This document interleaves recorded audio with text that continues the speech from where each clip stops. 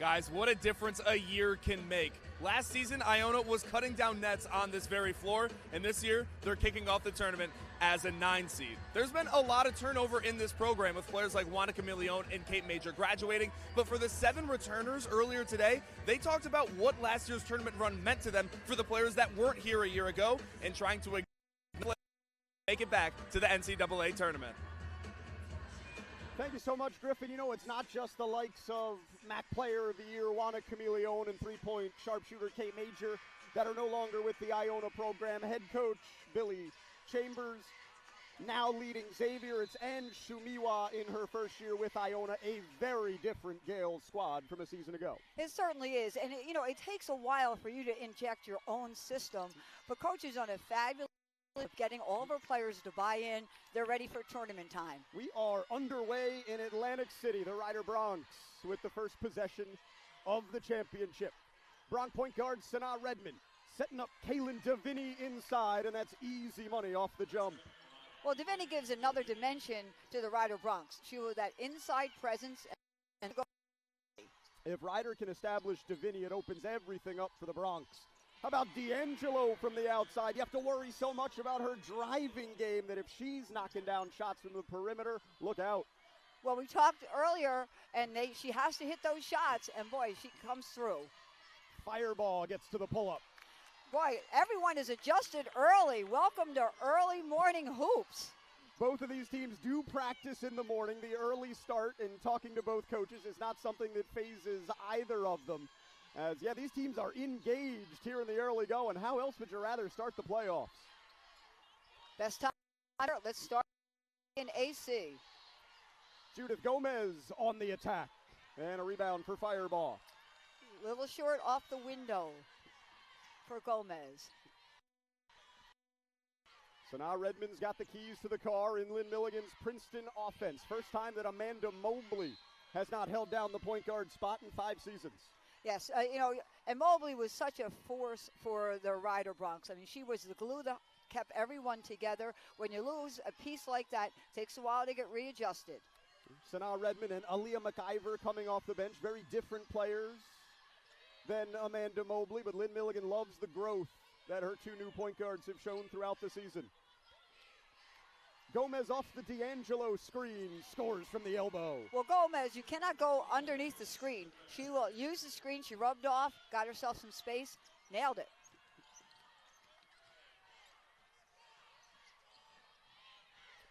Senior Molly Lynch has played great down the stretch this season. So often you see seniors stepping up in March. Here's the leading scorer, Langen. Fireball is open for 3. Good look by Fireball. When D'Angelo gets smothered like that, she's got to kick it outside. That 2-man game, so important. Oborilova off the mark on the 3. And another board for Fireball. A great rebounder on the wing. And defensive rebounding is the Rider Bronx. A lot of times shots don't go early. They've got to get the defensive possession. Molly Lynch swishes the 3. These teams are engaged in the early going. Lynch this year a 32% three-point shooter as she continues to burn the nets late this season. Sometimes depth perception when you go into a new arena is an issue. It isn't this morning. No, and people talk about that here in Boardwalk Hall especially, where there's a lot of space behind both baskets. Iona and Rider are engaged as we've got a turnover, a travel on Kaylin Deviney. A little too quick. Got to establish that pivot foot.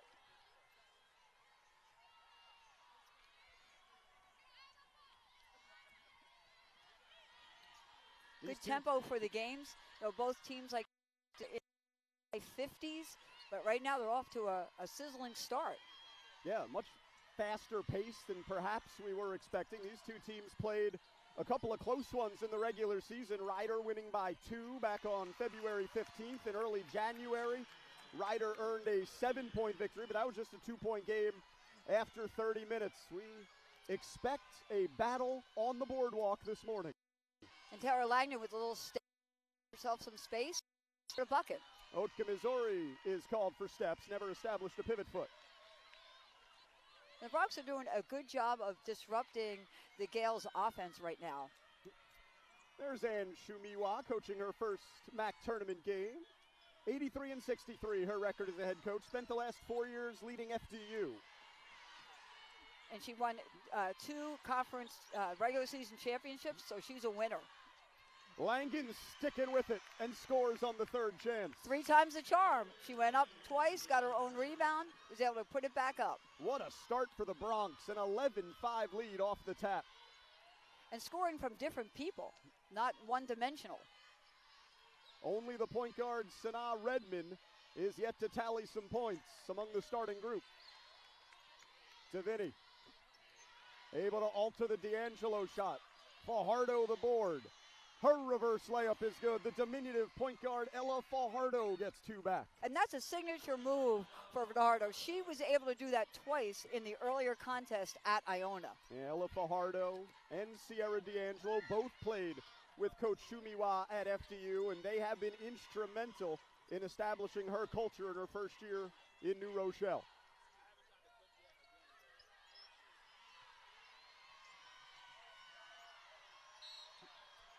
A lot of contact on the perimeter. Oborilova bodies Fireball. And a little push out of the sideline, out of bounds. Ryder will inbound. First foul on Oborilova. Take a look at our Jersey Mike's keys to the game, Di. What are you watching out for? Well, for the Gales, they've got to go inside out and get some outside production on their offensive end. They got to hit the defensive boards. Ryder has to have ball security. They need possessions to score. They've got to take care of it, and that long ball shooting has to come alive for the Bronx. Here in the early going, you've been right on the money with those keys. D'Angelo lines up another 3. The grad student knows what's on the line, and she's ready for the challenge. She doesn't shoot a ton of them, but makes enough at a high enough percentage that you have to respect that shot. Draws the defense out. Fireball can't answer. Big board for Langen. Now Fireball goes off the bounce. And it remains with Ryder. We've got a timeout on the court. Fast and furious action off the jump. And you can see Fireball, she got herself to the basket. She wasn't happy with that shot, and then she goes and nails the second one. This is a story about strength. It wakes up early in the morning, stays up late, moves mountains, and travels the world. It makes adventure and hard work possible. Strength delivers food to tables, packages to doorsteps, products to stores, and kids to practice. It shows up everywhere you show up. Hercules tires are built for almost every driver and every vehicle. Find the right Hercules for your story and let our strength drive yours. This is a story about strength. It wakes up early in the morning, stays up late, moves mountains, and travels the world. It makes adventure and hard work possible. Strength delivers food to tables, packages to doorsteps, products to stores, and kids to practice. It shows up everywhere you show up.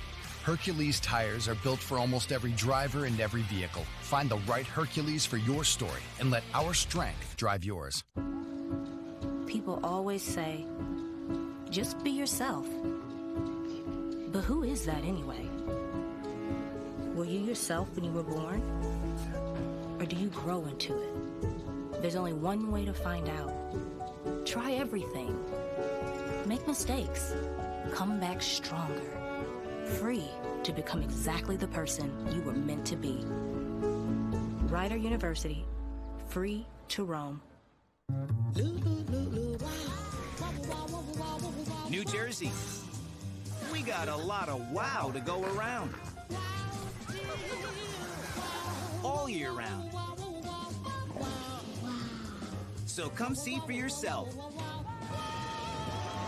It's one wow after another here, any time of year. Find your wow at visitnj.org. Little state, lotta. I found my fit at Iona through really great professors.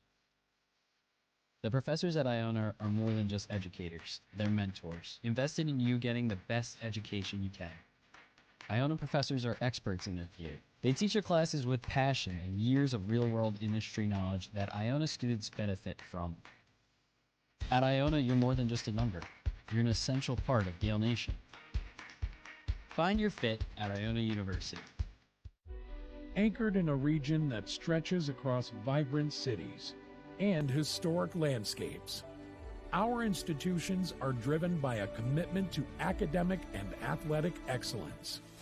Our student athletes are not only champions through competition and in the classroom, they are lending a helping hand to build a better tomorrow. Join us in shaping a brighter future in the Metro Atlantic Athletic Conference.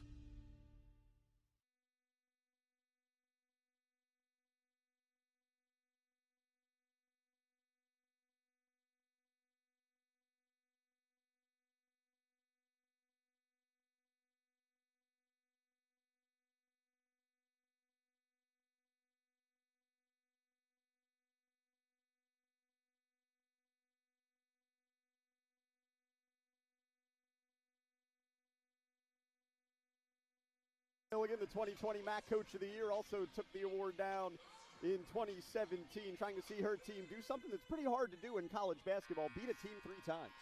She was very confident, though, in our speaking with her before the tournament began. She likes the growth of her team. She feels that they're on a good stretch and excited to be down here in Atlantic City and play another day. Yeah, she felt like as long as they could execute their defensive scout, they would have a good chance to get to the quarterfinal round, where who awaits but the regular season champion Fairfield Stags. Ranked 25th in the country. Taylor Langen scores, falling away off the restart as these teams continue to burn the nets down on the boardwalk. You know, that's Langdon's signature move. She won the contest previously against Iona with that fadeaway 2-second shot. Yeah, it was a buzzer beater that got Ryder a win in New Rochelle. Natalia Otka, Missouri, a streaky scorer. When she's in the mood, she can really fill it up. Judith Gomez finds D'Angelo rolling inside. 2 on the timer. Otka, Missouri gets it off. But the Ryder defense holds. Well, the 2-man game with Gomez and D'Angelo is something that Ryder Bronx have to contend with. And you see that step-back move. She gets the defense going one way, switches direction, fades away, creates some space, nails the shot. Ball stays with Iona. Michaela Firebaugh just lost the rebound out of bounds. She's gone to the bench, replaced by Jessica Schiffer. Oborilova, quick release on the 3. And a long rebound for the Bronx. Mariana Caz has also checked in, a 6'1 junior from Spain wearing number 11. She brings a lot of energy from the second unit. She certainly does, and depth is going to be important in this tournament. Oh, it always is, especially if you're playing here in the opening round. All of these teams have to win 4 games in 5 days if they want to take down a title. Tall order, but after you get to that 3rd game, you have more energy and you're ready to rock and roll. There's something to be said for that, right? Some coaches really like the idea of getting a game on the court early. Turnover. Good steal by Redmond, takes it coast to coast, is able to connect. And when Sanaa Redmond is scoring, it adds another dimension to the Bronx. And she can apply pressure on the outside, which is disruptive to get into the flow of the Gales offense. Yeah, Ryder doesn't run much for their point guard out of their Princeton offense, so Redmond creating off her defense. And now commits a personal that'll send Otka, Missouri to the line. And Oka, Missouri has that knack that she can play it downhill, she can get to the rim, and she, I think, is crafty inside the lane and gets her shot off and gets contact, gets to the line. And nobody scored more points in a MAAC game than Natalia Otka, Missouri this year. She'll try to get a couple at the free throw line to open her account. Otka, Missouri had 38 points back in January in a home game against the Marist Red Foxes. Playing great down the stretch, 26 against Quinnipiac in the penultimate game of the regular season, 15 in the regular season finale at Manhattan. And a lot of times she's on the opposite side of Gomez and D'Angelo, so she's got some space to operate. And that's when she's at her best. If Iona can get Otka, Missouri in space, she can score from anywhere. Gales dial up a little pressure, and it leads to a turnover. Well, errant pass by Redmond. Got to be careful once the press comes on. You've got to know where everyone is, and you can't pass floaters out there. Got to take it to them. Zoe Ward enters for Iona, 6-foot freshman from Gastonia, North Carolina. Ward plays just 12 minutes a game on average, but she suffered a foot injury in the offseason. A slow start for Ward. The freshman's been getting better and better as the year's gone along. No doubt playing her best basketball right now. Well, this is the time that you need for them to shine, and now they're almost sophomores because they have seen some time. She now has her repetitions in, so I expect some good things from her. Yeah, freshman mistake for Ward in her first taste of the tournament. That pass telegraphed and stolen by the Bronx. Schiffer, a dead-eye three-point shooter. This is Cause. Redmond through the paint. Shot clock running short. Nice move by Langen. The lefty creates space, but can't get the roll. When the shot clock's winding down, you better find Langdon because she has a knack to get the ball in the hole. Taylor Langen, a great story. Started her career at Colgate. Injuries really derailed her time in Hamilton. Played in a great Division II league, the PSAC, last year at Millersville, and dominated the circuit, averaging 16, 7, and 3. Comes over to Ryder this year to finish out her career, and Lynn Milligan says that she has been a joy to have around the program. Well, you always need some leadership, and she provides that to all of the team, and especially when you have a young and new nucleus going on. And how about D'Angelo underneath in the previous shot? Found her block time, got it in. Sierra D'Angelo's got 8 of Iona's 14 points. Fireball. Can't connect from the corner. And Ward is there for the Gale rebound. Rare miss by Fireball. When she's alone, she's deadly. Just 1 of 5 for Michaela Fireball to start the game. Again, dealing with a back injury. It held her out of Ryder's last game of the year at Fairfield. How about D'Angelo? She's creating space. She's having her way in the lane. Second shot underneath the strings for D'Angelo. Already in double figures. It's the 20th time this year that D'Angelo has scored 10 or more. She continues to terrorize Ryder. Third time she scored 10 or more against the Bronx. There's Schiffer showing off what she does so well, canning threes from the head of the key. Well, she has such a quick release. Schaefer can change the complexion of the game with her outside prowess. And every time she hit one, coaches just go palms up. It's the scouting report. 71% of her career field goal attempts over 5 years have come from 3. Everybody knows it's coming. You just can't stop it. Good look inside for Ward, but she can't drop it in. Good feed by D'Angelo, just not enough to connect. Schiffer feeling it. Back-to-back triples. Talk about a catch-and-shoot player. She doesn't need a lot of time to get that shot off, and she's got deep range. Schiffer had been in the starting lineup for a majority of this season. Recently coming off the bench more and giving Ryder some great long-range shooting with the second group. Taylor Langdon secures the miss at the end of the opening quarter. And a couple of threes by Jessica Schiffer have the Ryder Bronx up by 5 after 10 minutes of basketball. Sierra D'Angelo in the groove. 10 points on 5 shots. Fajardo with the reverse layup. We got a good one here on the boardwalk.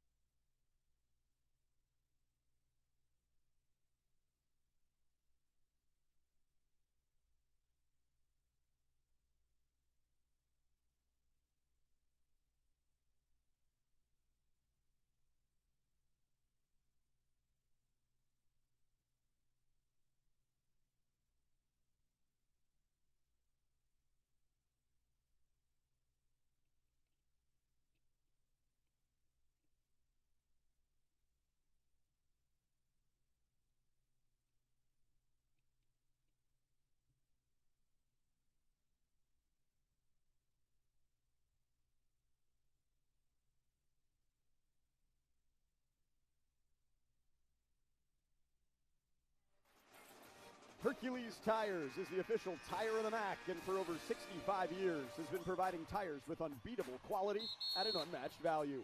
Whatever the vehicle and whatever the terrain, Hercules Tires invites you to ride on our strength. For a retailer near you, visit HerculesTires.com. Right now, the Rider Bronx riding on the strength of Jessica Schiffer.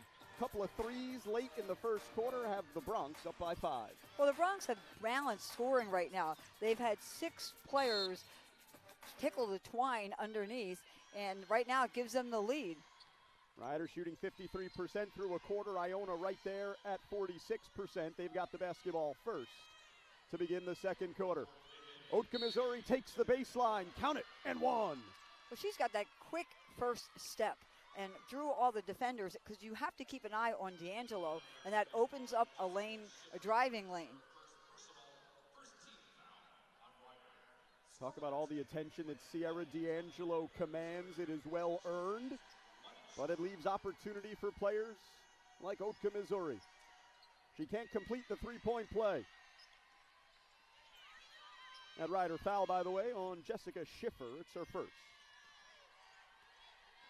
Fireball, Davini, Langen, Redmond, and Schiffer for the Bronx. Redmond on the take. Muscles one up and banks it in. And how about uses the glass, and all the attentions over at Langdon gave her a lane, and she kissed it off the window. Yeah, good fundamental take by Sanaa Redmond. You can see the Iona defense sagging off of her. Rider expects that. They say, hey, we know teams will sometimes leave Redmond, and they have counters in for just that situation. Noah Gavon hits her first shot. Little 10-footer on the baseline. Little space, take it in. Noah Gavon, a sophomore from Israel, 6 points in 18 minutes, coming off the bench for Ann Shumiwa. She's another one of those players who, if she gets hot, look out. And how about Iona with 8 countries represented in their roster? Right? They've got a United Nations of a team. D'Angelo with the hezzy, and then Langen blocks the shot from behind. So you got the United States, of course, talking about all the countries on the Iona side. The nation of Georgia, 3 players from Spain, Slovakia, Israel, Canada, Australia, and their coach is from Poland. I want to see how many stamps she has on her passport. It was fun talking to Ann Shumiwa about all of the different cultures and languages that are in practice. Of course, every player speaks English, but still, it's a fun melting pot down in New Rochelle. Ale Thivera in the ball game, wearing number 4. A passer to D'Angelo in the corner. Ward with an offensive rebound. And now D'Angelo cuts to the goal for 2. Never gave up on the play. Moving well without the ball, and it leads to an easy basket. Fireball gets bumped. Personal on Zoe Ward. And Fireball has, I think, through her years, has really expanded her game. You know, she's not just an outside shooter. She knows she's going to get closed out. She now can take it to the hole. Well, that was a big key for her development. When she came into the MAAC and was co-rookie of the year as a freshman, she had 43 pointers, which was second in the league. Led the MAAC in threes as a sophomore. Hit 64 of them last year as a junior. Everybody knows that Fireball wants to shoot the 3. So, yeah, she's had to develop an off-the-bounce game. And speaking of off the bounce, a nice one-dribble pull-up for Sanaa Redmond. And Redmond is making her presence known out here. Her first time playing in the MAAC tournament, and she's doing a good job. Yeah, she's got 6 points, making all 3 of her shots, a couple of assists as well, exactly what Lynn Milligan wants from her point guard. That ball's tied up, and it's going back to Rider. Rider's doing a good job on the defensive end of clogging the lane. You know, they're disrupting the Gales' offense. They're sliding over. They're providing good help defense.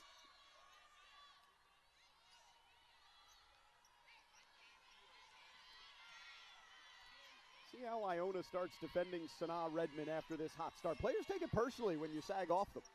Oh, absolutely. And I think she's playing with a lot of poise out here. I'm surprised she's not experiencing some more pressure. Lynch tries to start the give and go with Kaz, and now Redmond. Rebound, Judith Gomez. She's a great rebounder at 5'9". She certainly is. She's got that uncanny ability to get into trees and snatch down the rebound. Gomez with a number of double-doubles on the year, despite her size. D'Angelo's done the majority of the scoring for Iona, but not that time. Mariana Kaz with an emphatic rejection. And Kaz was waiting for her. She stuck on her hip, did not extend her arm, and had a clean block underneath. Kaz, first-year player in Ryder, started her career in the junior college ranks out in Wyoming at Casper College, an elite junior college program. All Givon can do is throw it off Kaz to reset the 5-second clock. Little bounce off the knee. Both these teams bringing a lot of energy, despite the fact that we had a 10:30 tip time. Iona gives away possession. Well, as you mentioned earlier, both squads practice in the morning, so it really wasn't a big adjustment for them. But still, they're providing some great plays early on. Yeah, both teams shooting better than 45%. Riders at 55 from the floor. And not too many free throws. It's been a clean game. Langen off the curl. Redmond goes baseline. And now the point guard in the corner is called for traveling. A little too ambitious. The freshman has to knock it back a notch, be ready, but don't rush. That's the other side of the coin, right? When you get off to a hot start, all of a sudden you start to think that you can do anything you want out there. You get amped up, and you got to go, okay, take a step back. But I like the energy.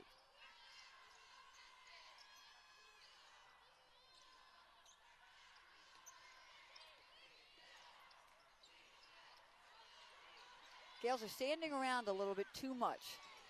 Easy targets to steal a pass.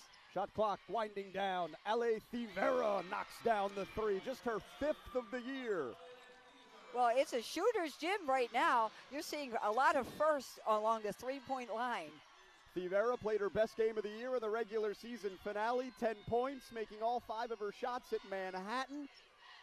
And that three barely moved the net to tie the ball game. Lynch can't get Ryder back in front. The Gales with a chance to take a lead. Ryder hasn't scored in over 2 minutes.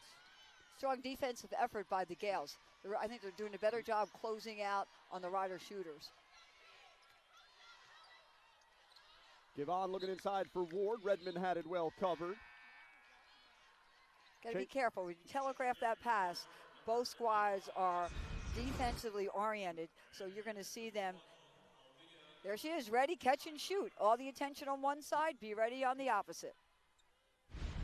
Ale Thivera, sophomore from Spain, one of the 3 players from that nation on the Iona side. She was with the team last year when they won the championship, but a much different Gales squad. New head coach, a lot of new faces, and a new identity.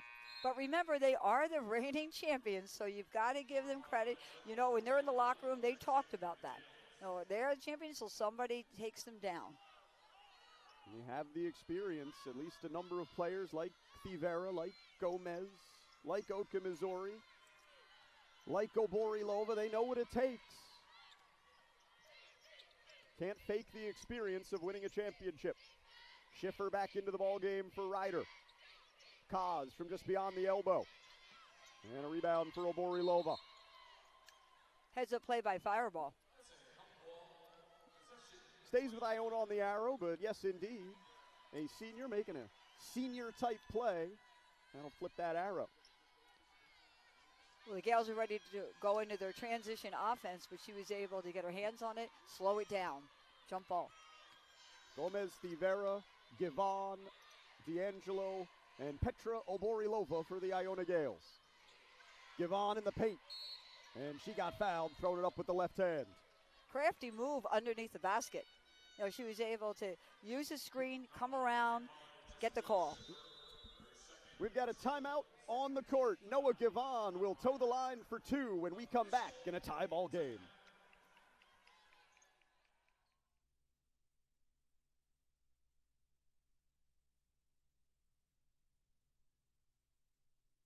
Every March, Jersey Mike's turns money from subs into charitable donations. And March 27th is Jersey Mike's annual day of giving, where 100% of sales from every sub are given back to the community. And to kick off all that giving, Peter gave me an apron. I'm honored. Looking good, Danny. We've got subs to make, though. Yeah, now I know why you gave me the apron. Join us Wednesday, March 27th for Jersey Mike's Day of Giving. Be a sub above. We are more than athletes. We strive to create an environment where student athletes feel comfortable speaking about their mental health struggles. Suicide is the second leading cause of death for teens and young adults ages 10 to 34. 25.5% of adults ages 18 to 24 are having seriously considered suicide this month. Let's eliminate the stigma where asking for help is a sign of weakness. Let's talk about it now so we don't regret it later. You are not alone. Call 988 if you are experiencing a mental health crisis. This is a story about strength. It wakes up early in the morning, stays up late, moves mountains, and travels the world. It makes adventure and hard work possible. Strength delivers food to tables, packages to doorsteps, products to stores, and kids to practice. It shows up everywhere you show up. Hercules tires are built for almost every driver and every vehicle. Find the right Hercules for your story and let our strength drive yours. People always say, just be yourself.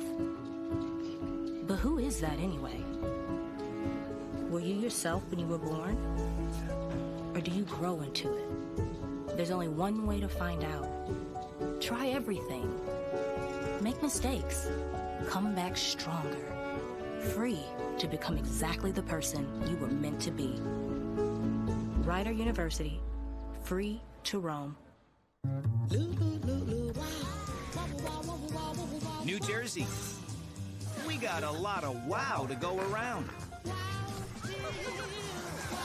All year round. So come see for yourself. It's one wow after another here, any time of year. Find your wow at visitnj.org. Little state, lotta.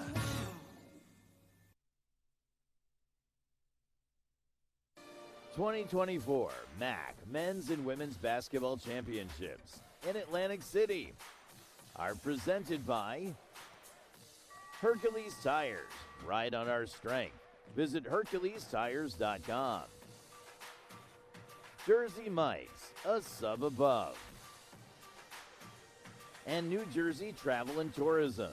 Find your wow right now at visitnj.org.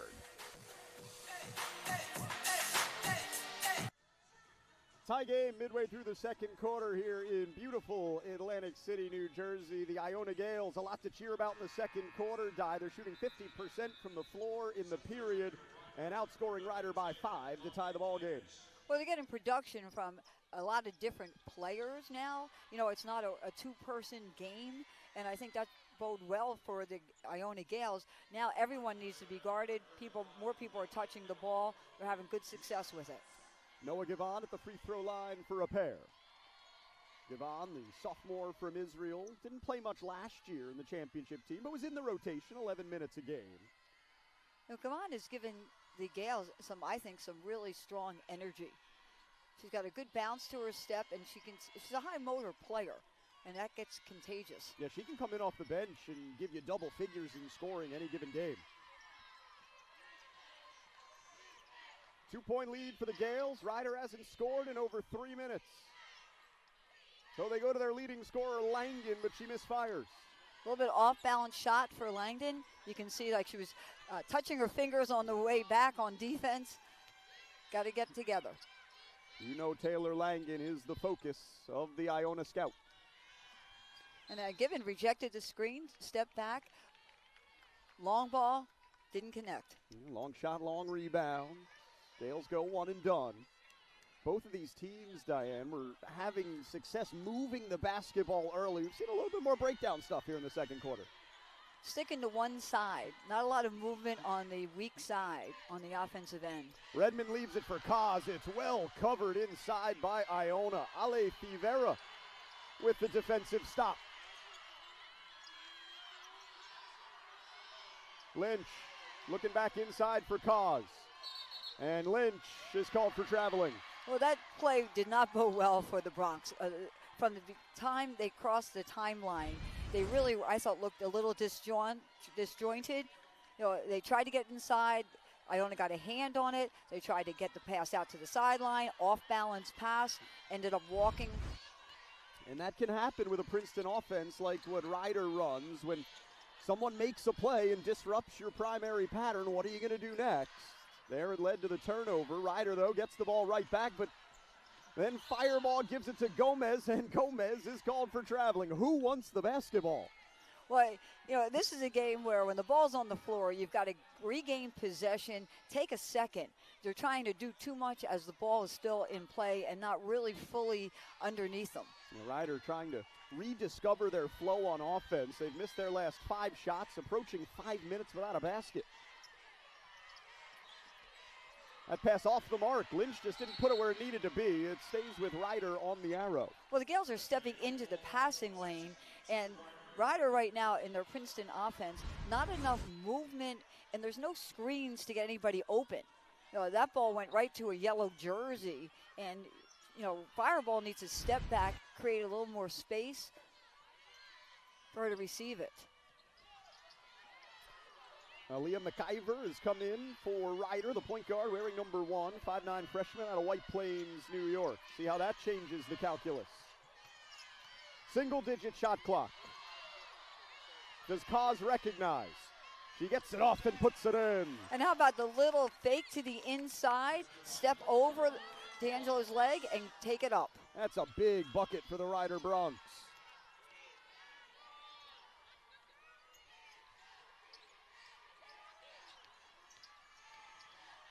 Givon gets the 2 right back. And how about she used the side screen, was able to curl into the middle, a little floater over the rim. 6 points now off the bench for Noah Givon. Fireball steps into a long 2. She's a good answer. You give her any space and a good pass, she'll deliver. That's Michaela Fireball's game. And that was the difference of a better pass. When you give a momentum pass, a pulse pass, then a scorer can take it up. Saw Sanaa Redmond check back in for Ryder. Iona gets Petra Oborilova back on the floor. Here's Oborilova. And Oborilova's been a little quiet. The Gales need her on the offensive end. Gomez looking for Gavon, but the pass sails over her head and out of bounds. And Redmond is able to apply a little bit more pressure and makes the pass a little more difficult. You have the end line as another defender. Ella Fajardo back on the floor for Iona. 5'5" junior point guard from Bergenfield, New Jersey, has started all but 1 game this year for Ann Shumiwa. And you know, the ball always seems to find her. No, it seems to like number 10 out here. Langen open for 3. Offensive board for Kaz. And Fivera continues to give Iona good minutes here in the first half. She certainly does. And, you know, during the tournament time, there's always that one player that steps up. You know the stars are going to produce, but who is going to be that third person? D'Angelo gets a late whistle and will shoot 2. So some post toasties for Sierra D'Angelo. The personals on Taylor Langen. Well, she gets you on your hip. She does her work early, and she's so strong underneath. She can shoot even though a body is glued to her, and wraps around, is able to deliver. A 65% shooter at the line. I'm a little surprised by that because I know she gets to the line often. Sierra D'Angelo had 17 points and 8 boards in the first meeting with Ryder this year. That back in early January. 11 and 7 in the second game in mid-February. Lynn Milligan said she thought they made critical adjustments on D'Angelo in that second game, but she has had her way here in the first half. 12 points for D'Angelo and an offensive rebound for Ryder. And Ryder's focus was on the boards. They know that they've got to keep Iona one and done. A third chance at points for the Gales here. And it's right back to D'Angelo on the block. A mismatch against Fireball. Oh, and how about D'Angelo that goes move? high off the glass. She is 2. able to keep close and then high off the glass. I love her wraparound approach to the hole. Great first half for Sierra D'Angelo, the graduate student transfer from Pittsburgh. Langen's long two is short. Inside a minute to go in the first half, Iona with a chance to grow a 2-point lead.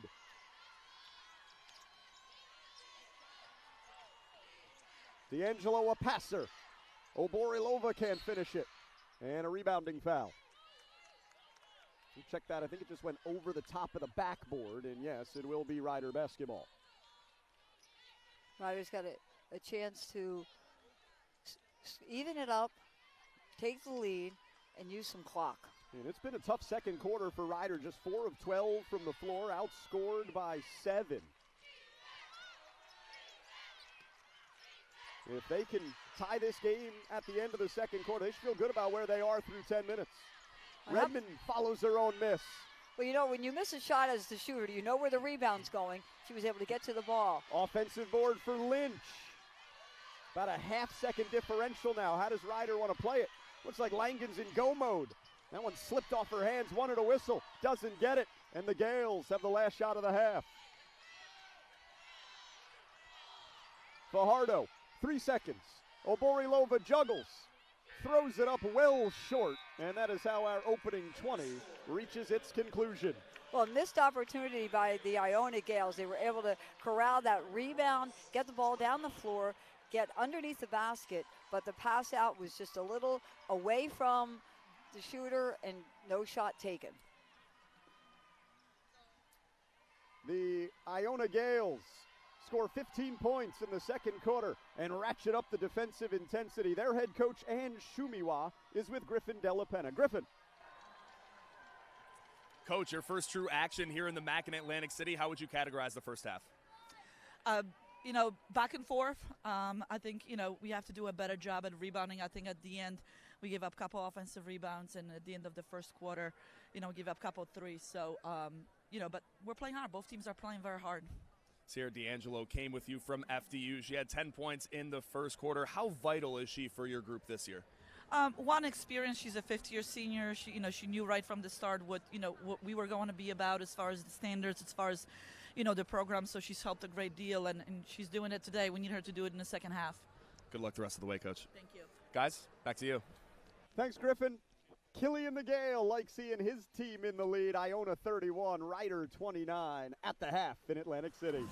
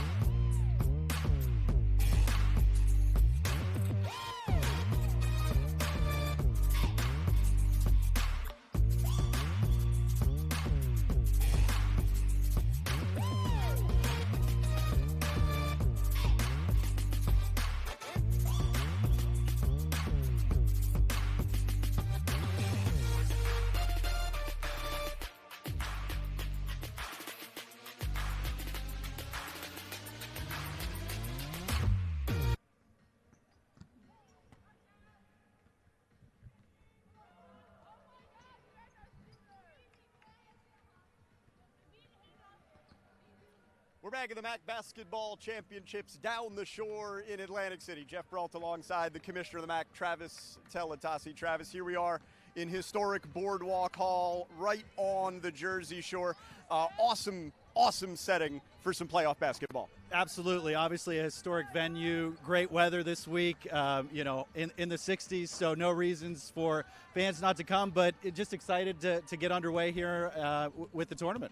It takes a village to put on an event like this. I know you and your staff at the MAAC have a number of partners in Atlantic City with New Jersey Tourism that have helped make this a special event beyond the basketball court. Yeah, this is something that we work on year-round. Once this event starts, we'll go back and look at this year and figure out tweaks that we can make for next year. That's something when I stood on this very spot a year ago and tried to take it all in and had a list of things where I thought we could improve some things, and you'll see some little tweaks throughout the week of just different things we did to help the experience. People may not know it is a years-long process to get to this week. An awful lot of planning goes into making this championship special. Absolutely. You're working with the venue. You're working with your corporate partners. Obviously, the staff is doing a great job putting things together, throughout the year. Start marketing the event throughout the summer. We have our tip-off event in October. So, again, we're trying to keep Atlantic City top of mind throughout the entire year. And there's a lot of upgrades in the building, a new video board hanging over the court, a new playing surface. Boardwalk Hall seems very committed to making sure that they're putting their best foot forward. Absolutely. They've done a great job investing in this event. And to your point, great investment with the new video board. New court for this year's tournament. We changed some of the seating to tier it a little bit from the media side to make it feel more of a bowl atmosphere. So, yeah, very committed to the event from the Boardwalk Hall standpoint, which is great and what you want in a partner. And now you want fans to come down here and experience it. It is not too late to be part of the MAAC Basketball Championships. If one wants to make some last-minute plans, see some playoff basketball on the boardwalk, how do they do it? Absolutely. Tickets are available on our website. One of the things that I heard coming in as commissioner was people wanted this as an entertainment destination. So, from the hotels, the restaurants, there's a lot to do outside of basketball, and Atlantic City has grown in that sense as well. We got a great site, and we got a great tournament. We're going to talk a little bit more about the basketball side of things in just a moment here on ESPN+.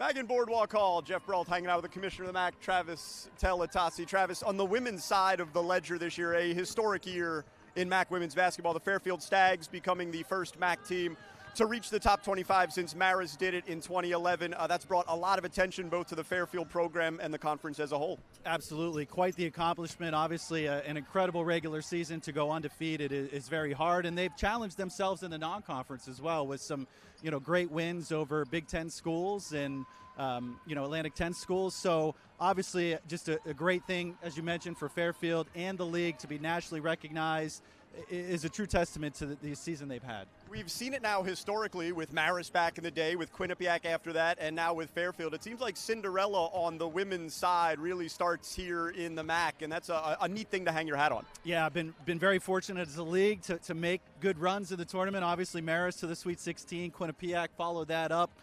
Years later. So it's a special thing for women's basketball. I think we're at a moment of time in women's basketball where there's a lot of attention on the game. We're hosting the Super Regional in Albany, which is great for the conference as well. So, women's basketball definitely on the rise, and excited to see what could happen. And it really does feel like the next step in the growth and evolution of women's basketball is to get the little guys more involved. The Cinderella stories, the underdogs, if you will. How does the MAAC try to position itself to be ready to capitalize on this moment? Absolutely. I think you see that in the men's tournament is something that's been lacking on the women's side in the NCAA tournament. So I think teams like Fairfield making a little noise. It's all about matchup, as you know, so that's really important as we've had conversations with the basketball committee to make sure that the seeding is appropriate to what they've done throughout the regular season. And it's not just Fairfield in the MAAC. I think if you look up and down the ledger, extremely competitive games all year long from 2 through 11, and that just, it speaks to the strength of the conference and what the brand has been able to build over the last few years. Absolutely. A lot of parity in the league, obviously, this year. So, from the women's side, you want to continue to see growth, and I think that we're seeing that to have a team nationally ranked not only helps Fairfield, but it helps everybody. That's something in recruiting that coaches can go out and say, we have a nationally ranked program. I did the breakdown of conferences.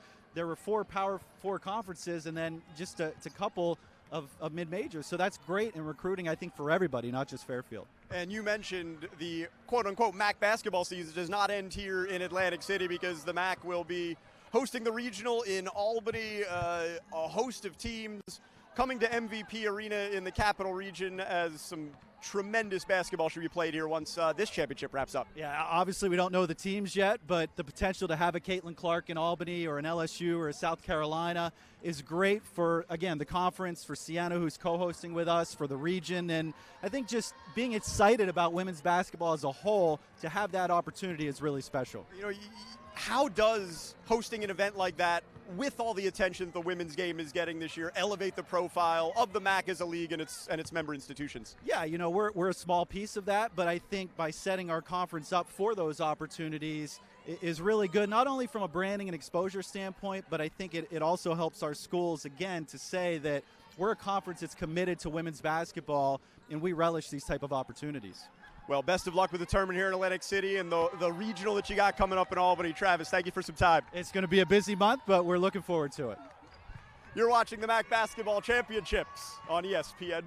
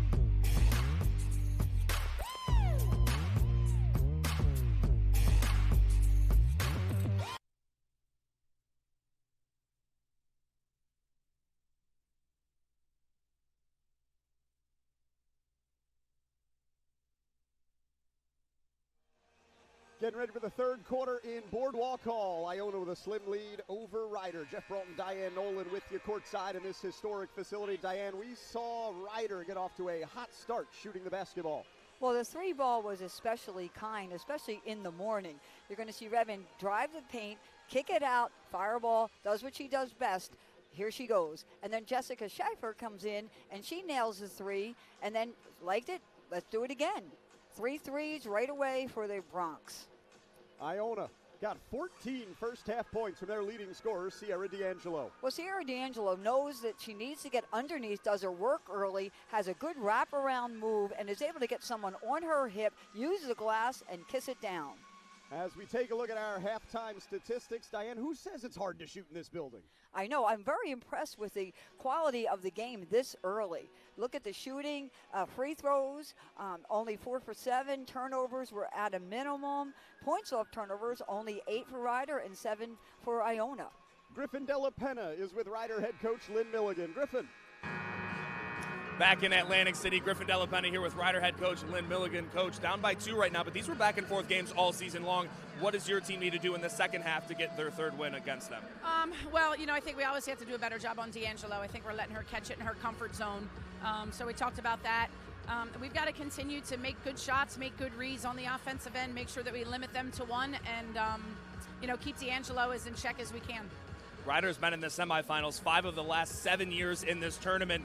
How does your senior leadership really factor into a game like this? Well, it's huge, obviously. It's March, so you've had a lot of seniors that have played on this floor that have been there and done that, so you rely on their just steady, their balance for some of the younger kids or some of the newer kids that get a little amped up.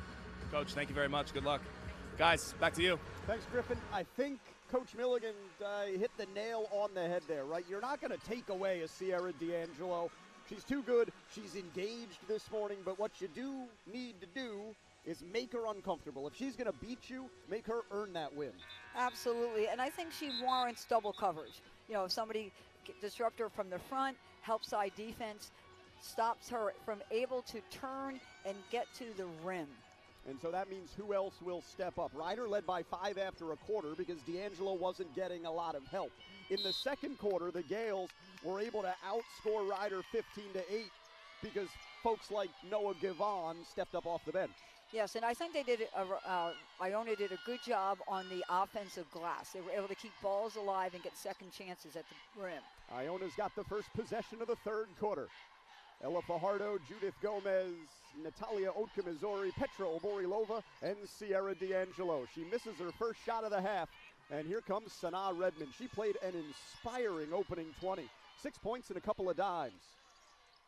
No, she was able to find the rim, and she's able to take a drive, kick it back out. That was a good pass there to a shooter in Lynch, but after making her first, Lynch has gone cold. Dangerous pass, but able to recoup by Iona Gales. Fajardo sneaks inside and finds the reverse layup. That is one of her signature moves. I've watched her do it 4 times now in 2 different games. It's always fun to watch the smaller guards, right? Fajardo at 5'5". Figure out how they have to score at this level. She's the smallest player on the court, but oh so crafty. Well, I like the acrobatic move underneath the rim, and she turns and is behind the basket, looks over her shoulder, kisses it off the glass. Gales with a chance to grow this 4-point lead following the foul on Kaylin Deviney, first on the Ryder freshman.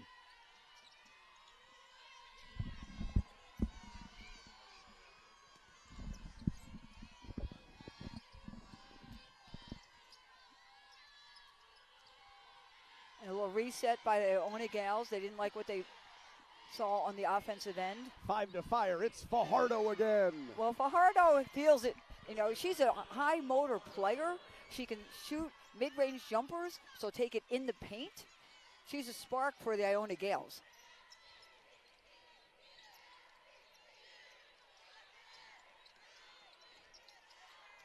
Fireball off the Deviney screen.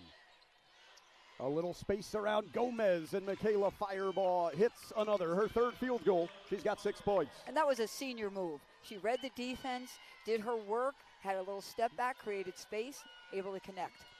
Michaela Fireball playing through gritted teeth this morning. A back injury late in the season, limiting her minutes down the stretch.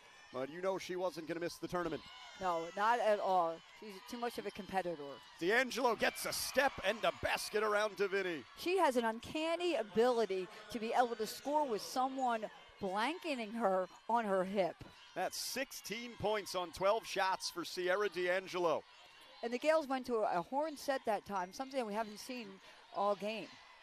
Ball goes through Langen. Was she able to guide it off Fajardo? Yes. That's a good play by Langen as it keeps possession with Ryder and allows Lynn Milligan to make a change. Mariana Kaz returns in place of Kaylin Divini. It's Kaz and Divini, Diane, that have the unenviable task of having to guard Sierra D'Angelo. Well, Kaza has a little more quickness, so I think that's necessary to be able to stop D'Angelo from being able to turn to the basket. We called Sierra D'Angelo a matchup nightmare in the open because she can play both down on the block and on the perimeter. We've seen her hit a couple of threes, and well, lately we've seen her go to work in the post. Langen shoots over D'Angelo. Borilova able to save it. Fajardo doesn't have numbers. Smart play by Fajardo. Gomez dials up a three. And I think the Bronx are doing a better job on the defensive glass. It's one and done right now for the Iona Gales. On this end, they got to get Taylor Langen more involved. Langen just 6 points on 3 of 11 shooting. And Langdon's movement hasn't been as crisp as it was in the early going. Gets Kaz in a good position, and Kaz will shoot a couple of free throws. Well, when Langdon is up high, it allows the lane to be freer because she garners so much attention, and Kaz is able to come across, grab the ball, and take the shot up, create the contact, finds herself at the line. First foul on Sierra D'Angelo. Mariana Kaz making her first trip to the stripe. 63% shooter on the year.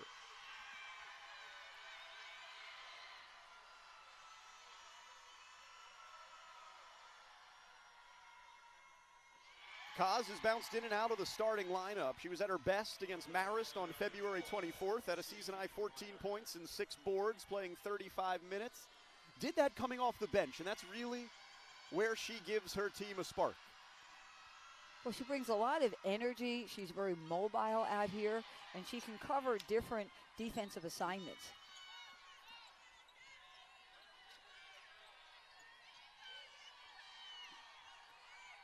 The Gales look like they're a little stagnant on the offensive end. D'Angelo finds the cutting Gomez, who's hacked in the act. 2 free throws for Judith Gomez. And that's important for Iona, is that they get balanced scoring, so it's not only on the shoulders of D'Angelo. Schiffer back in for Ryder. Givon returns for Iona. Well, Schiffer is able to give the Bronx that instant offense. You know, that catch and shoot three. She's someone that you have to be aware of all full court because she'll get down to the lanes quickly and she doesn't need a lot of time to shoot. Gomez, one of those glue players. She does all the little things for Iona. And sometimes she gets lost in the shuffle with D'Angelo and Fajardo, but she's able to really deliver, and she's that third person that every championship team needs. Gomez has 4 points. Ale Thivera back in off the Iona bench. I think Thivera, the sophomore from Madrid, is giving the Gales some big minutes here in this opening round game. Aaliyah McIver at the controls of the Ryder offense. A freshman with a lot of potential. McIver's seen more minutes in the last few weeks of the season. She and Sanaa Redmond at the point guard spot for the Bronx. Langen throws it up with the left hand. Boy, they continue to make her life difficult around the basket. Well, there were 3 Iona Gales surrounding her when she received the ball. She almost had nowhere to go. Bronx haven't scored in over 2 minutes. They've endured a number of lengthy scoring droughts this morning. Ward through 2 defenders. Givon in the corner. And that's a good rebound for McIver. The freshman pulls up and got fouled. The Cardinals sin. They foul a mid-range jump shooter in transition. And I like the way she was able to bring the ball up quickly and then stop, read the defense. She knew there wasn't a lane to the basket, so she stopped and popped from about 12 feet out. There's a little stop and pop, but able to draw contact. 2 fouls now on Sierra D'Angelo. McIver still working on her free throws, 58% as a freshman. That was a smart read by a freshman. Usually it takes a little time to understand that concept. Well, talking to Lynn Milligan about Aaliyah, she's a confident player. Probably more of a scorer's mentality than Sanaa Redmond. We saw that on display there. And able to connect from the free throw line. Tournament time, throw those 50% stats out the window. Exactly right. Everybody's 0 and 0, and that's true of every player's percentages as well. McIver hit those two like she's a 90% free throw shooter. A lot of poise up there in the line for the freshman. 6-point ball game at the midway point of the third quarter. Do we expect anything less from the 2 previous meetings of these squads? That's good D by Kaz, knocking the ball loose, and McIver gets bumped in transition. So again, a good job creating the contact, personal on Alethi Vera. And she's able to keep control of the ball. Sometimes freshmen are not aware of all the pressure. Timeout on the court. Iona keeping Ryder at arm's length in the first game of the MAAC Basketball Championship.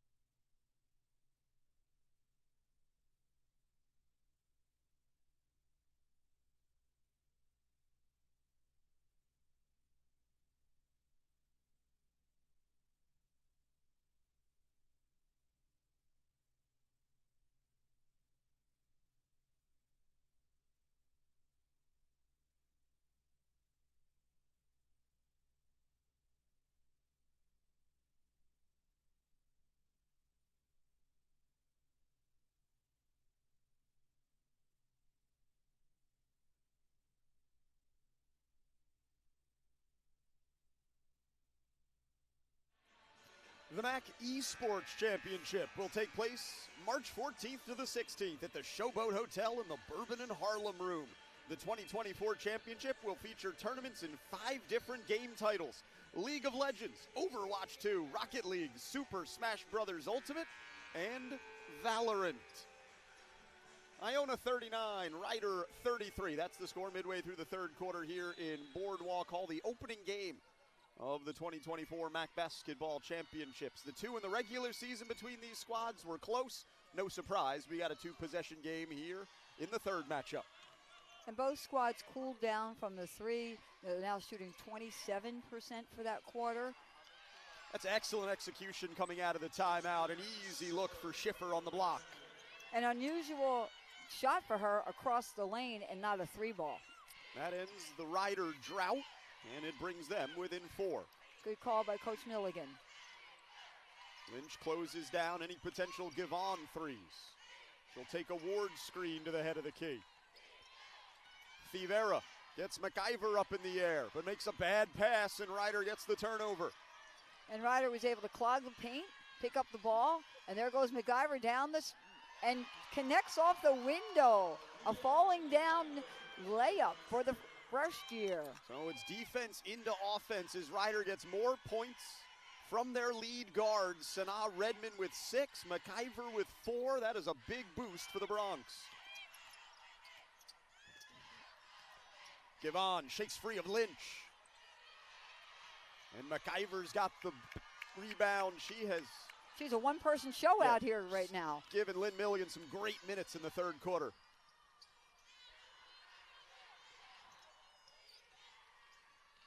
And the Bronx are having more movement in their offensive sets right now. They're running the Princeton offense where they're getting 2 and 3 cutters through the paint, which is opening up the mid-range jumper. Kaz scores at the elbow, and we're all tied up. Good offensive set by the Bronx. 6 quick ones in 93 seconds to force Ann Shumiwa to call timeout. The Gales need to regroup, talk about it, and they're giving up too many shots underneath the basket. Aaliyah McIver running the team. Mariana Kaz finishing shots. Brand new ball game.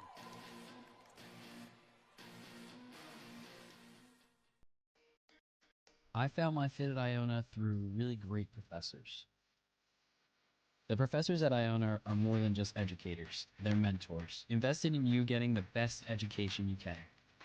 Iona professors are experts in their field. They teach your classes with passion and years of real-world industry knowledge that Iona students benefit from. At Iona, you're more than just a number. You're an essential part of Gale Nation. Find your fit at Iona University. Anchored in a region that stretches across vibrant cities and historic landscapes, our institutions are driven by a commitment to academic and athletic excellence. Our student athletes are not only champions through competition and in the classroom, they are lending a helping hand to build a better tomorrow. Join us in shaping a brighter future in the Metro Atlantic Athletic Conference. Every March, Jersey Mike's turns money from subs into charitable donations. And March 27th is Jersey Mike's annual day of giving, where 100% of sales from every sub are given back to the community. And to kick off all that giving, Peter gave me an apron. I'm honored. Looking good, Danny. We've got subs to make, though. Yeah, now I know why you gave me the apron. Join us Wednesday, March 27th for Jersey Mike's Day of Giving. Be a sub above. We are more than athletes. We strive to create an environment where student athletes feel comfortable speaking about their mental health struggles. Suicide is the second leading cause of death for teens and young adults ages 10 to 34. 25.5% of adults ages 18 to 24 are having seriously considered suicide this month. Let's eliminate the stigma where asking for help is a sign of weakness. Let's talk about it now so we don't regret it later. You are not alone. Call 988 if you are experiencing a mental health crisis. This is a story about strength. It wakes up early in the morning, stays up late, moves mountains, and travels the world. It makes adventure and hard work possible. Strength delivers food to tables, packages to doorsteps, products to stores, and kids to practice. It shows up everywhere you show up. Hercules tires are built for almost every driver and every vehicle. Find the right Hercules for your story and let our strength drive yours. Award your champions in style. Levy Recognition is the official award sponsor of the MAAC. Get memorable premium custom awards and recognition gifts today. Visit LevyRecognition.com. Ryder recognizing some good basketball. 6 straight points in the last minute 50 as they've tied this game with the Iona Gales. Aaliyah McIver, the point guard, coming in off the bench and making plays. So how will Iona's point guard, Ella Fajardo, answer? This is a big possession for the Iona Gales. Well, I can see the Gales coming in with a little more movement on their offense. Ryder's been able to disrupt it, getting some hands, breaking up the passing lanes. So I expect the Gales to move around, get the ball side to side. They're looking for D'Angelo, but Kaz has her well covered. And that basketball is going Ryder's way. How about the D by Mariana Kaz?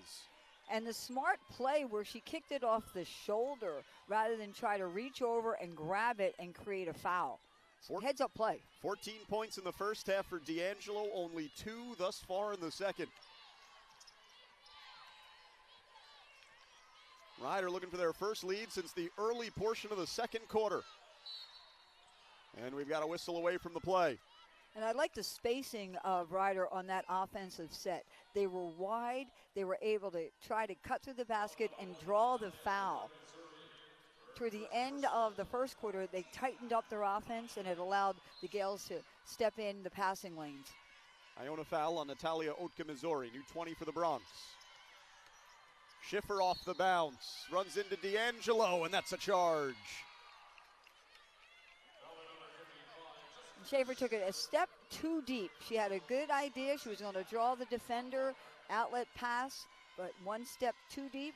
Gales are waiting for her. And Schiffer ran into a player in D'Angelo who was camped out in that position, owning that spot on the floor.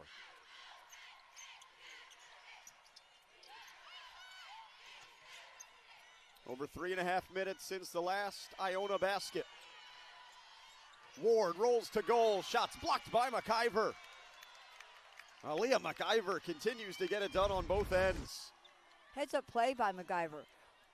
Where she didn't foul, she knew the ball was going up to the hole, was able to reach in, hit it out of bounds.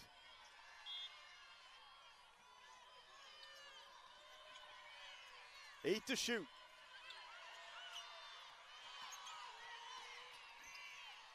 Fajardo steps back for 2, and that never drew iron. A shot clock violation again. The Ryder defense is strong. They have tightened up and they clogged the middle, so D'Angelo is not getting her touches, making it very difficult to see inside, so they're guarding the passer a different way as well. Been a long time since the Gales have scored. Can Iona break through and take the lead?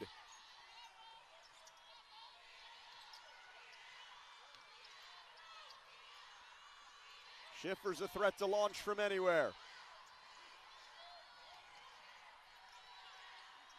Langen from the short corner. Rebound Fajardo. That uncanny ability from the point guard spot to be able to get underneath the strings and grab the ball. All right, Di, what's going to get Iona a basket? I think they've got to look for D'Angelo, but they've got to work it on the opposite side. Let her come across. There she goes. She's used to having 2 people on her. Spins into a double, and that's a travel. Good help defense, and it forces the turnover. That's Iona's 12th giveaway. And she wanted Gomez to run the paint. She wanted her to run along the lane, and she was going to dump off a pass to her, but she stood still and allowed the defense to really corral D'Angelo underneath. Lynn Milligan said in her halftime chat with Griffin Della Penna, we have to make Sierra D'Angelo uncomfortable, and they've done a great job of that in the third quarter. Players listened. Schiffer just needs a sliver of daylight. Good rebound for Otka-Missouri. Good look by Schiffer.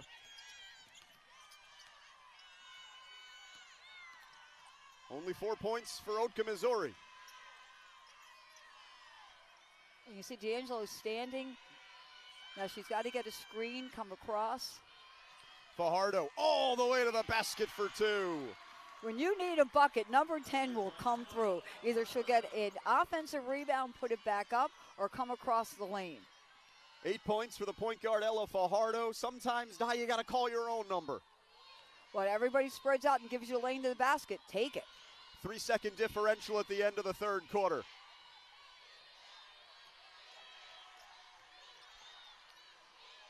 Horn set by the Bronx. Langen gets the screen from Kaz. Hoists a 16-footer and hits. What is a strong shot by Langen. And at the end of the quarter, she's no secret to end of shot momentum, end of shot shots. After 30 minutes in each of the first 2 games between these two this year, it was a 2-point ball game. Here in the playoffs, we're all knotted up, 41 all going to the fourth.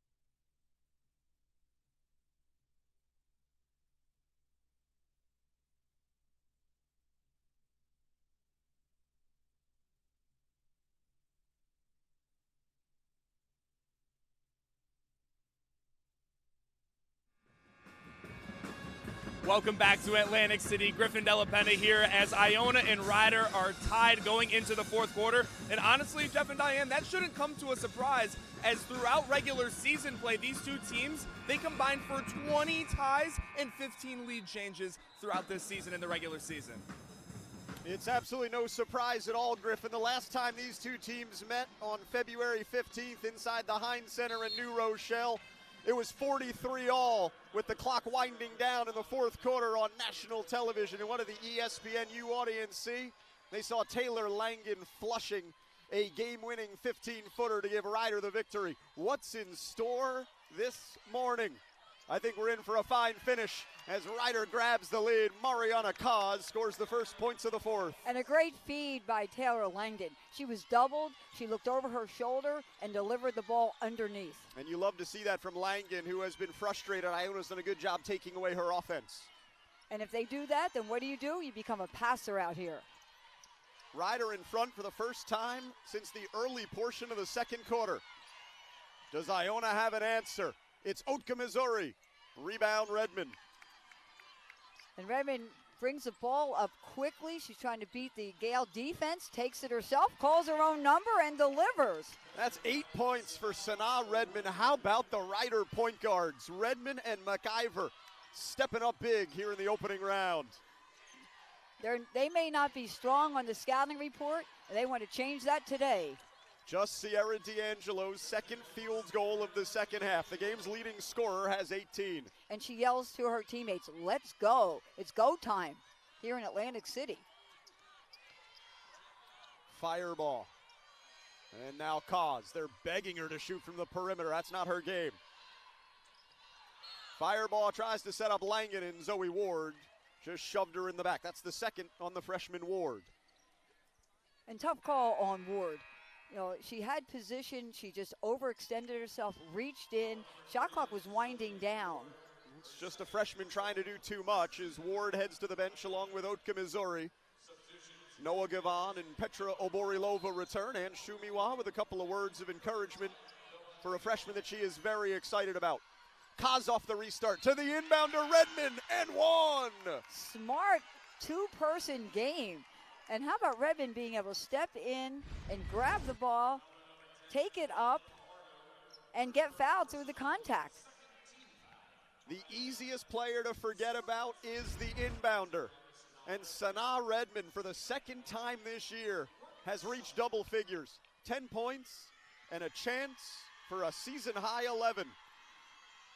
And the contact didn't seem to bother her. She just took it up strong. Good move by the first year. Redmond had 11 points in her Ryder debut on opening night, November 7th at St. Joe's in Philly. And she's now got 11 here in the opening round of the MAAC championship. And in tournament time, there's always that one player that you're not expecting to have a day. Today is hers. And she knew it coming in. We talked with Lynn Milligan about it. He goes, look, they're going to make the point guards win the game. And Sanaa Redmond and Aaliyah McIver have answered the call. Well, Coach Milligan and her staff do a fantastic job of players, their growth. You know, when they come into Ryder, they have a certain skill set. When they leave, they're far more advanced. 5 seconds left in this Iona possession after the Mariana Kaz block. Her second half D on D'Angelo has been stout. D'Angelo, 2 to shoot, has to recognize, puts it up, but it never drew iron. Mariana Kaz locked in defensively on Iona's leading scorer. And D'Angelo wants the ball. You know, when you are the person out here, you want the ball in crunch time. But a little too much that time. Defense was strong against her.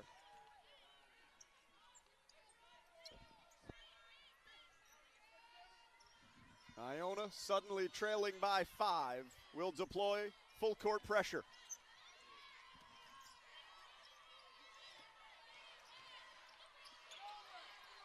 Three seconds to get it over. Redmond will do just that. And the Bronx are into the front court. Redmond shows a lot of poise out here in this second half. Junior from Philadelphia, started her career at Samford, started 38 games there, and has had the keys to the car at Ryder from day one. The cutter is Lynch, and the senior delivers. And how about the pass once again from Tara Langdon? She was well guarded, and she was able to keep her composure and give a good assist pass. Timeout, Iona. Well, Iona's got to regroup. They need offense. The Bronx on fire in the fourth. They've hit all 4 of their shots and have a 7-point lead over Iona.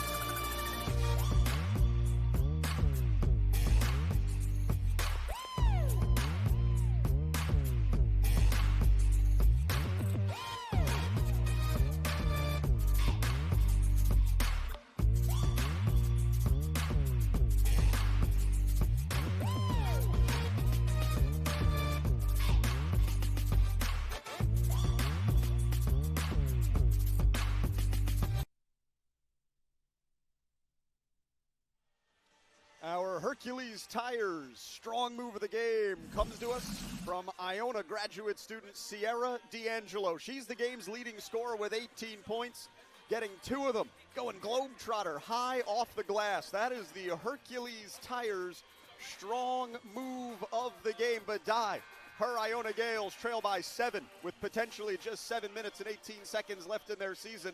They need more from their top scorer. They certainly do. D'Angelo has to have her way out here. I'd like to see her get a little more movement and get some space, create some offensive looks by secondary cuts.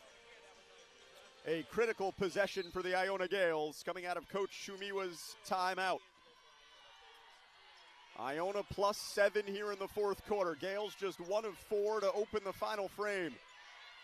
Here's D'Angelo, posting Kaz. Hard turn to the left, but she missed the finish. Fajardo tied up on the rebound. It remains with Iona.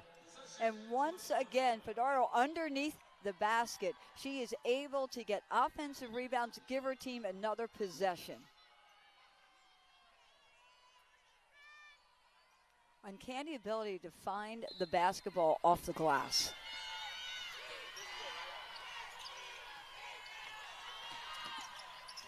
Fajardo throws it in for D'Angelo. It's too high for Sierra, and Ryder gets the stop. And that time D'Angelo wanted the ball lower, and it hit over her head. She was well defended. Possession goes to Ryder. Lynn Milligan putting a lot of trust in Taylor Langen against the top of the press. Iona steals it right back. Petra Oborilova with the takeaway. Good call from the bench for the Iona Gales. Get another offensive possession. Judith Gomez Offensive board, Givon. The iron unkind to Iona. A little lid on the basket for the Iona Gales. Good looks, just won't go down. They've gone ice cold in the second half. Now just 5 of 18, 28%. And the shots are good shots. They're just not falling as they did in the first quarter. Redmond finds an open cause, and she buries it. I like the spacing of the Bronx. You know, they were wide on the offensive end and were able to get good passing lanes. Mariana Cause playing both ends of the floor. 8 points, and the primary guard on Sierra D'Angelo. Here's Fajardo for 3. Oborilova couldn't take it to ground. Cause chases it down. The Bronx looking for a double-digit lead. Langen will try to give it to him at the free throw line. And a change of direction in the open court for Tara Langdon. You know, she knew what she wanted to do. She was able to get the defense on one side, change direction, take it up, draw the foul. Second on Petra Oborilova. Taylor Langen just 2 points on 5 shots in the second half. And the Bronx have been able to get to the defensive glass. So it's been one and done for the Iona Gales.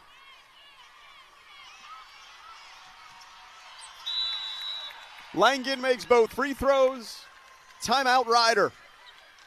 The Bronx have a double-digit lead with 5:43 to go.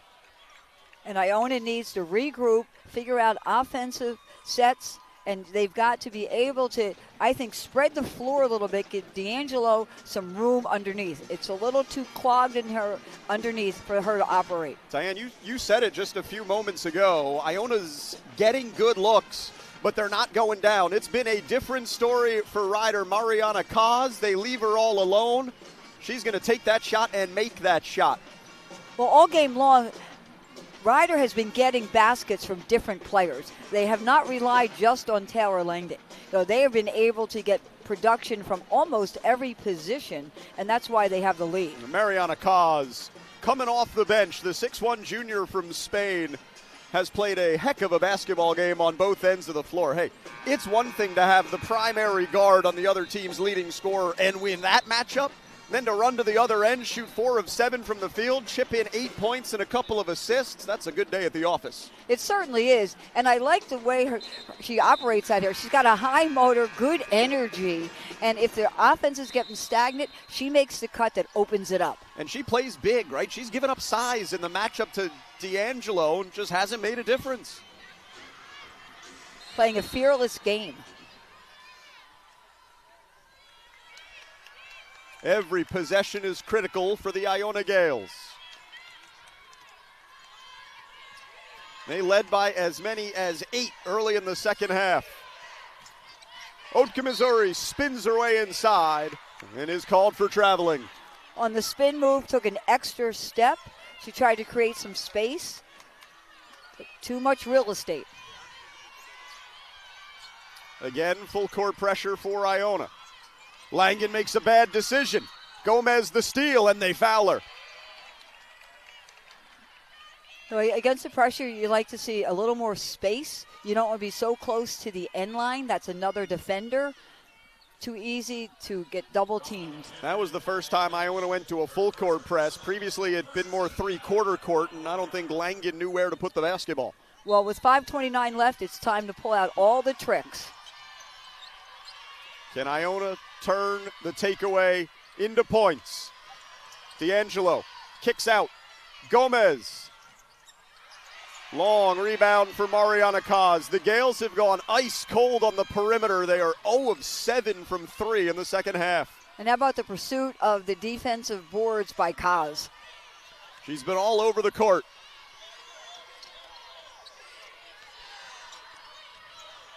Five minutes to go in the fourth quarter. Bronx will run offense until they get the look that they really want. Got a shot clock down to 3. It's Cause. And now Redmond to beat the buzzer. Freshman has to be ready for that outlet pass. Fajardo kicks to Oborilova. Big time 3 ball for the sophomore Petra Oborilova. And just the remedy that Iona Gales needed. They were wide on the offensive set and able to stretch out the defense and get the shot. So that ends a 4-minute and 10-second scoring drought. It ends a string of 7 consecutive missed shots for Fajardo. Great job on the drive and dish. Oborilova finishes it, and Iona's not done yet. And that was a long ball. And now regroup by Iona. You can see Coach drawing up the play. I think she needs a little more spacing in her offense. And right now the press has really been effective. Expect the Iona Gales to put constant pressure on Ryder. Ryder right now needs to regroup. They've coughed it up twice against the Iona Gales pressure. So they've got to make sure that they have passing lanes, they come to the basketball, and they keep it in the middle. It will be interesting to see how aggressive Iona gets with the press down the stretch. Well, when you're playing from behind, there's no tomorrow. You've got to come strong. That's a good inbounds fireball in the middle of the floor, and she'll handle the basketball herself into the front court. Lynch is open, bluffs at the three, pump fakes, and connects. Good patience. She waited for her offensive rebounders to get underneath the basket. She didn't need them. She delivered. Thinking, should I shoot it? Should we run clock? I'm wide open. All right, I'm going to shoot it. And the senior delivers.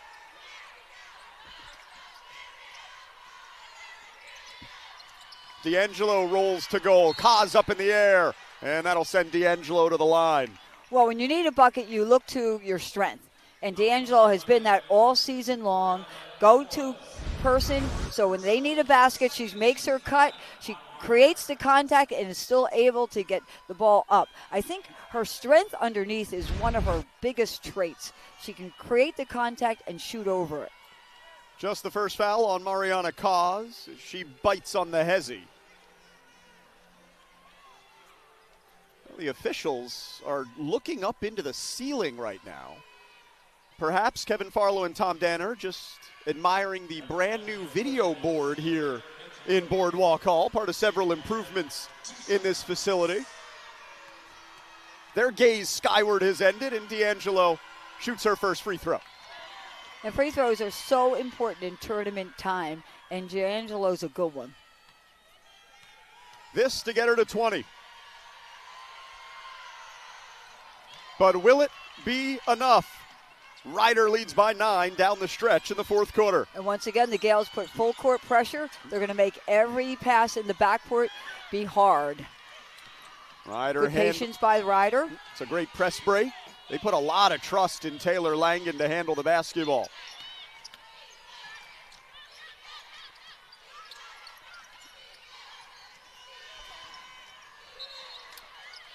Lynch down to the baseline, just ran out of room. And that's something I've seen a lot during this whole season. That sideline out of bounds in front of the opponent's basket. When they go to make their move, they step back and step on the line. So an unforced error at a critical time. Can the Gales take advantage? No secret who they're looking for. Number Here's 41. D'Angelo, a passer to Ale Fivera.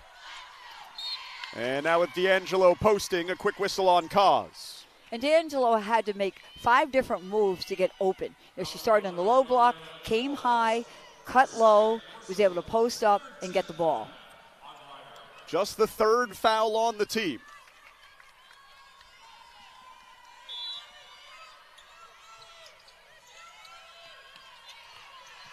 D'Angelo spins from the high post.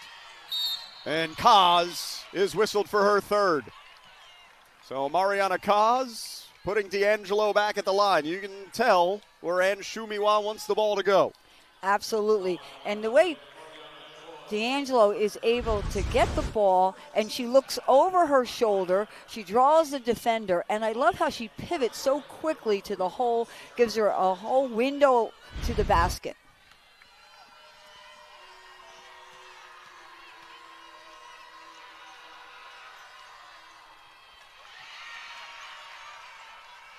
Players need to take their time at the free throw line. Remember, you have 10 seconds. Center yourself. Get the ball up high. D'Angelo goes 1 out of 2.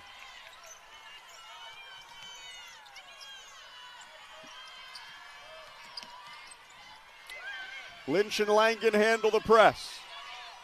And now Redmond into the half-court offense. Langen's been that steady influence out here all game long. Just 10 points and 7 boards, but she's impacted this game in so many ways. Redmond's open for a long two. How what about a the day. freshman? Sanaa Redmond, 13 points, a season high. And the confidence that her teammates have to give her the ball in clutch situations. Redmond bumps Fajardo in transition. And I tell you what, it's not just 13 points for Sanaa Redmond, 6 of 9 from the floor. And I like how her teammates respect her, give her the ball, and she's able to deliver. That'll grow confidence with your squad. She struggled so much on offense this year that down the stretch, teams have stopped guarding her. They've dared Redmond to shoot.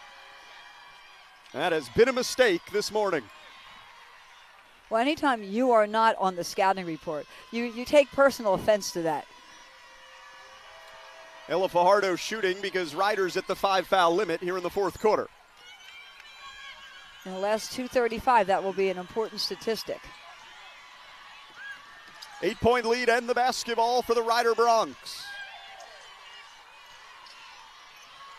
Effective press offense by the Ryder Bronx. They kept the ball wide and in the middle. Yeah, after that Langen turnover a few moments ago, Ryder's been real good against the press. And now a foul away from the play. It'll be Iona's fourth. So no free throws yet. Put that on Judith Gomez. First personal. Trying to block the path of Fireball out here. You know the ball is either going to go Langdon or Fireball, but now Redmond is that third offensive threat. Kaz over D'Angelo. The tough shot goes. Double digits for Mariana Kaz. She's got 10. An impressive performance by the Ryder Bronx where everybody is contributing. D'Angelo called for traveling. And she's telling Gomez, no, I'm not open. You've got to give me a second. Watch Mariana Kaz. I mean, D'Angelo did everything she could to make that shot difficult. And I like how Kaz kept her eyes on the glass and was able to get it high. Iona trying to sell out for the takeaway. Ryder handles the press. And inside 2 minutes to go in the fourth quarter, they can taste a playoff victory. Langen into D'Angelo, and that's a charge.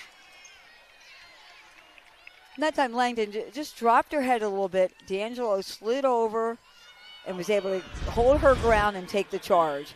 As you see, she comes in, puts her head down, and then there's D'Angelo waiting for her. Smart move by D'Angelo.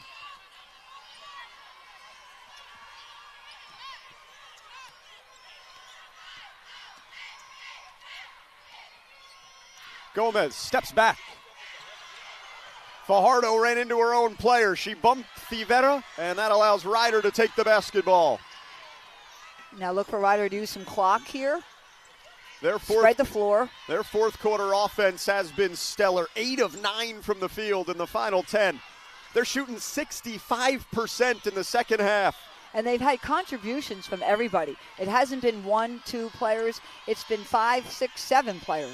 The Bronx were down 8, 4 minutes into the third quarter. And then they flipped the switch. Molly Lynch adds the exclamation. The senior has 10 points. The fourth Bronx in double figures. Ryder with a 12-point lead, their largest of the ball game. And you can see the drive along the baseline, and she gets it underneath the basket and scoops it up. And Lynch is, again, another contributor. We're saying a lot of names when we're talking about the Ryder offensive sets. Langen and Fireball, 16 points. Those were the two that had dominated the Ryder-Iona matchups during the regular season, right? First meeting in early January, Langen 25-18, Fireball season high 26. In the second meeting, Langen 12-7, Fireball 15. and 4 players from the Rider Bronx in double figures. So they have shared the basketball, and whoever's receiving the basketball is making the most of it and delivering.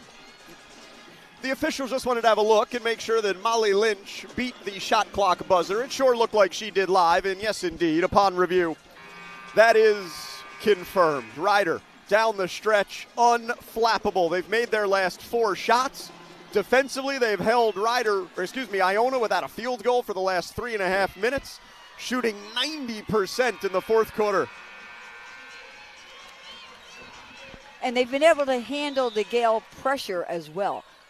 You know, their full court pressure, it hasn't been a series of turnovers. They've been able to steady it and get the ball in the offensive court. Fajardo can't get the bounce. And then fouls Molly Lynch. That's all Ella Fajardo can do, put Lynch on the line to try to extend this ball game. All right, next up, the Fairfield Stags and their 26-game winning streak. And how about being named 25th in the country, the first time in program history to crack the top 25. What a year.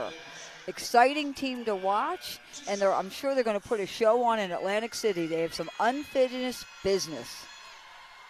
All of the Stags are in the building, getting a look at who their opponent will be tomorrow. And Coach Carly was named Coach of the Year, no surprise. She's also a finalist for the Mid-Major Coach of the Year. So a lot of accolades coming to the Stags. Fairfield, one of the most efficient teams in America. They're led by their senior Janelle Brown, MAAC Player of the Year. They've got the MAAC's Rookie of the Year in Megan Anderson, and it does not stop there. The deepest team in the MAAC up and down the roster. Fairfield presents matchup problems at every position. And that is who the Rider Bronx are 39.9 seconds away from matching up with tomorrow afternoon. But that is why they call it March Madness. Anything can happen, but that's a tall task for the Rider Bronx should they face the Stags tomorrow. Yeah, Fairfield's absolutely rolling right now. Not only are they nationally ranked, the 26-game winning streak, second in America, only to number 1 South Carolina. They haven't lost since a 3-point decision at Vanderbilt back in November. And how about the schedule they played? I mean, they have beat a Big Ten team, they've beat an Atlantic 10 team, and they've beat a Big East team. So a lot of times a knock against some mid-major conferences is their strength of schedule. Well, Coach Carly went out and scheduled 4 Power 5 conferences, victorious in 3 out of the 4. Good resume for March. Riders certainly earning their chance to try to knock off the Stags. A true team effort. 4 players in double figures. Jessica Schiffers added 8. And before the inbounds, we have a whistle. Got to give a little more space along the sideline because of press row. And impressed with different people who have stepped up for the Rider Bronx. Well, the point guards have played a heck of a ball game, talking about Sanaa Redmond and Aaliyah McIver off the bench. And then you look at the work that Mariana Cause has done, not only 10 points on 5 of 8 shooting, but the primary defensive assignment against Sierra D'Angelo. Yes, D'Angelo got 21 points, but 10 of those 21 coming in the first quarter, 14 of those 21 coming in the first half. It's been all Cause on D'Angelo in the second stanza, and she's won that matchup in quarters 3 and 4. And I know Iona had a new system being in place, a new head coach who's been very, very successful. So I expect Iona Gales to build on this year's experience and be ready again next year. Ella Fajardo and Sierra D'Angelo joining Ann Shumiwa in New Rochelle. They both played for her when she was at FDU last year. And had a lot of success over in the Northeast Conference. Those two have been instrumental, talking about Fajardo and D'Angelo, at instilling the culture at Iona. And as Coach Shumiwa gets more time in the program, a full season of recruiting to try to mold her roster to her identity, the future bright for Iona. But this second half has belonged to the Rider Bronx. Absolutely. They made key adjustments. They were able to deliver the ball to who they wanted on the offensive end. And when the game could have changed tides with the press, I thought they handled that beautifully. Yeah, and it was really Taylor Langen in the middle of it, right? She was called upon to inbound the basketball, often handle the ball in the middle of the floor. That's one of the reasons why Langen is such a difficult matchup in the MAAC, because at her size, she can put the ball on the floor and help out in press break. And she's very unselfish out here. She knows if she's double teamed, she won't take the ball. She can deliver the ball to the open teammate. And I thought that was key for the Bronx. They shared the basketball today.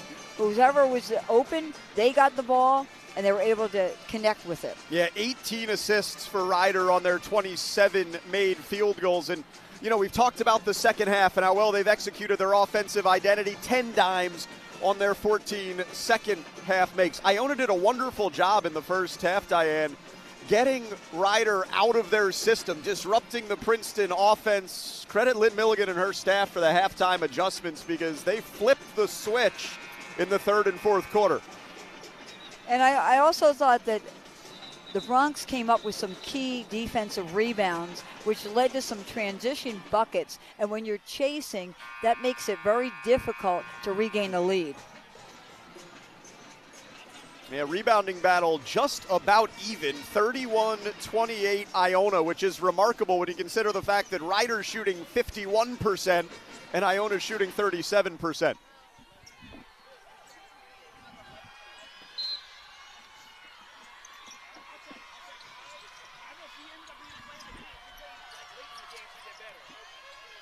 Fajardo splits two defenders and will shoot a pair. Boy, the lid has just been on for Iona. Another good look for Fajardo that could not bounce through the iron. It has been that type of second half for the Gales. Yes, I mean, I thought they're taking good shots. They're good looks. They're off of good reads. But you're right, there's just been a lid on the basket. They hit the rim and bounce out.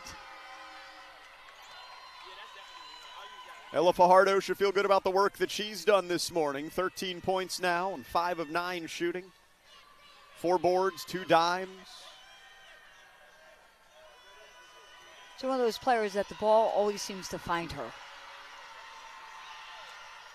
Primarily the point guard. D'Angelo rebounds the miss, and now she'll shoot a couple.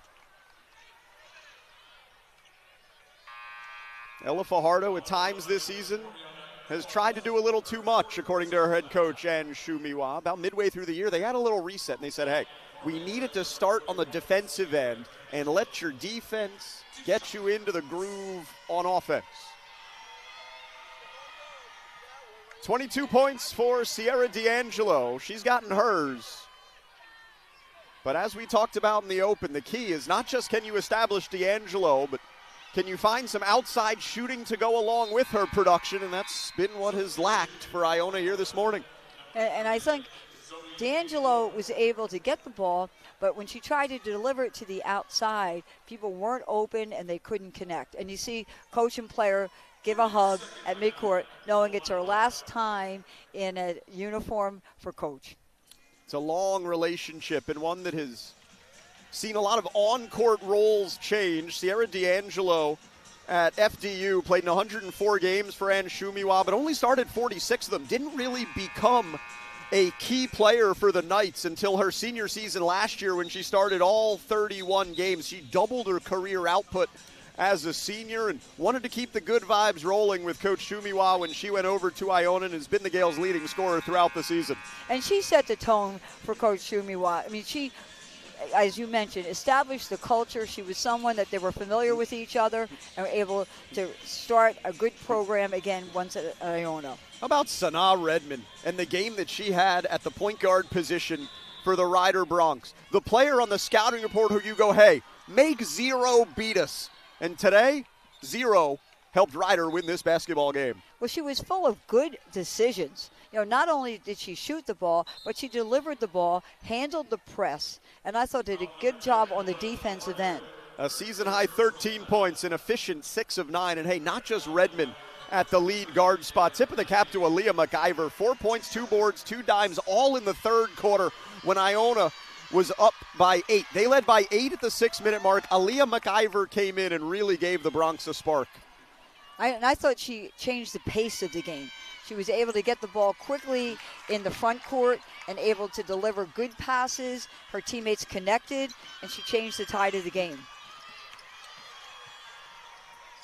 Gomez can't hit the runner. Offensive board for Oborilova.